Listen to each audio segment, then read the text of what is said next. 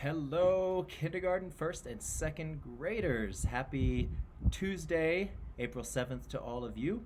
Uh, Welcome to our virtual learning lesson number one, or two, or three, depending on what order you're watching them in. But during this lesson, we are going to read a story that I absolutely love, and many of you have read it as well. And it is called Caps for Sale.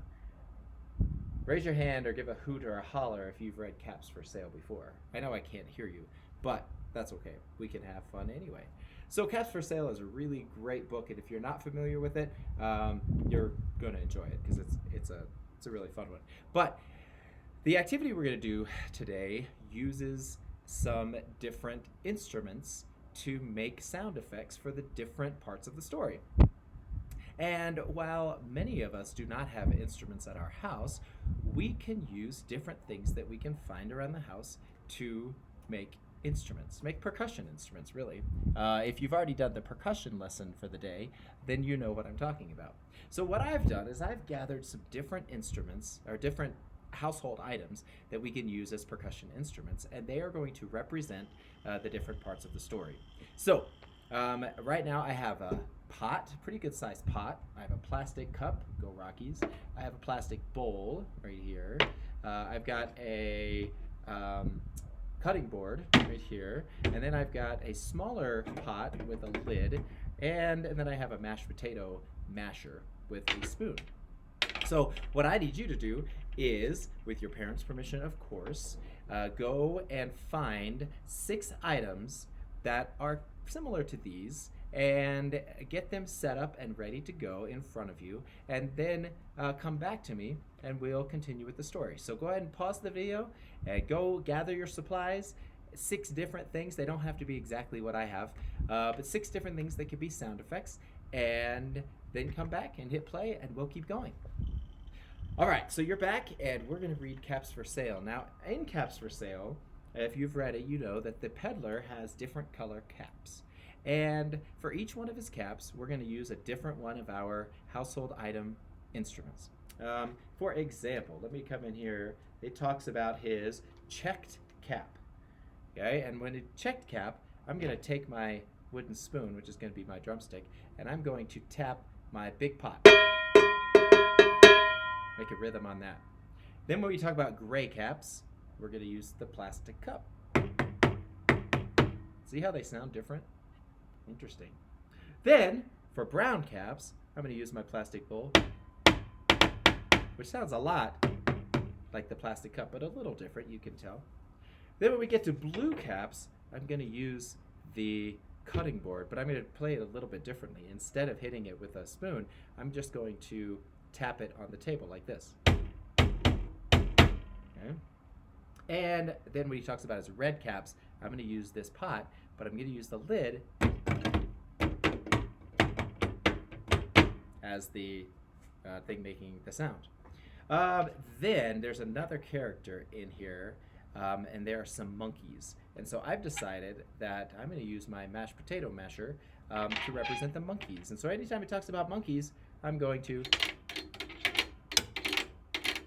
scrape. It kind of sounds a little bit silly, like monkeys might sound, especially when you find out what they're going to be doing to the peddler in this book.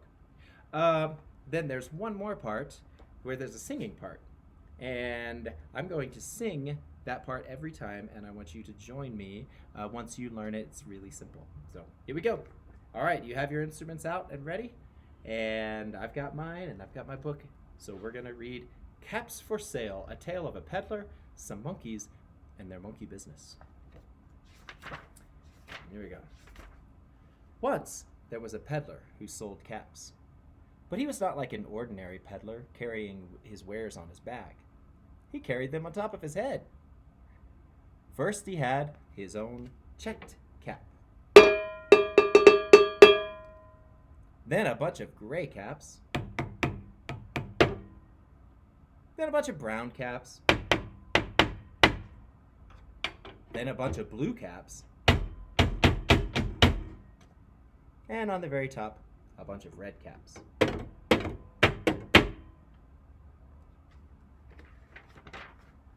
He walked up and down the streets, holding himself very straight so as not to upset his caps.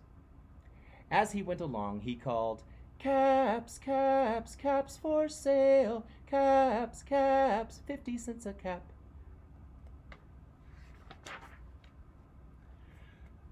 One morning, he couldn't sell any caps. He walked up the street and he walked down the street, calling, "Caps, caps, caps for sale, caps, caps, 50 cents a cap." But nobody wanted any caps that morning. Nobody wanted even a red cap. He began to feel very hungry, but he had no money for lunch. "I think I'll go for a walk in the country," said he, and he walked out of town, slowly, slowly, so as not to upset his caps. He walked for a long time until he came to a great big tree. "That's a nice place for a rest," thought he, and he sat down very slowly under the tree and leaned back little by little against the tree trunk so as not to disturb the caps on his head. Then he put up his hand to feel if they were straight. First his own checked cap, then the gray caps, then the brown caps, then the blue caps, then the red cap on the very top. They were all there, so he went to sleep. He slept for a long time. When he woke up, he was refreshed and rested.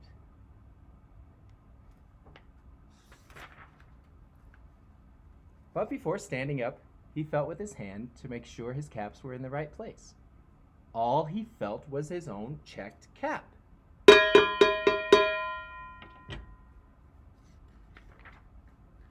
He looked to the right of him, no caps.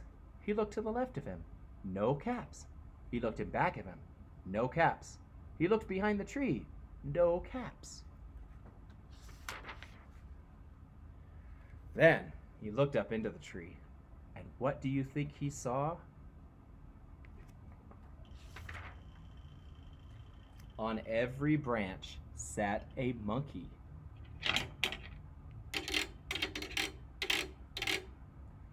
And on every monkey was a gray, or a brown, or a blue, or a red cap. The peddler looked at the monkeys. The monkeys looked at the peddler. He didn't know what to do. Finally, he spoke to them. "You monkeys, you," he said, shaking a finger at them, "you give me back my caps." But the monkeys only shook their fingers back at him and said, "Tss, tss, tss." This made the peddler angry, as he shook both hands at them and said, "You monkeys, you give me back my caps." But the monkeys only shook both their hands back at him and said, "Tss, tss, tss." Now he felt quite angry. He stamped his foot and he said, "You monkeys, you'd better give me back my caps." But the monkeys only stamped their feet back at him and said, "Tss, tss, tss." By this time, the peddler was really very, very angry. He stamped both his feet and shouted, "You monkeys, you must give me back my caps."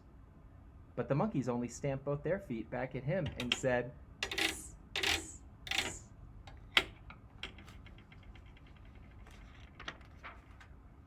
At last, he became so angry that he pulled off his own cap, threw it on the ground, and began to walk away.